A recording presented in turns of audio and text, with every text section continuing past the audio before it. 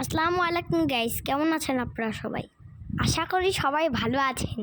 আজ আমি বাসা থেকে বের হয়েছি বিশেষ একটি কাজে।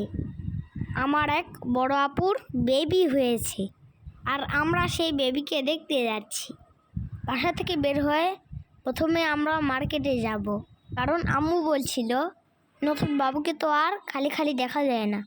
তাই আমরা নতুন বাবুর জন্য কিছু গিফট কিনবো। গিফট কিনা শেষে আমরা সোজা চলে যাব বাবুকে দেখতে। বাবু আছে ক্লিনিকের 4 তলায়।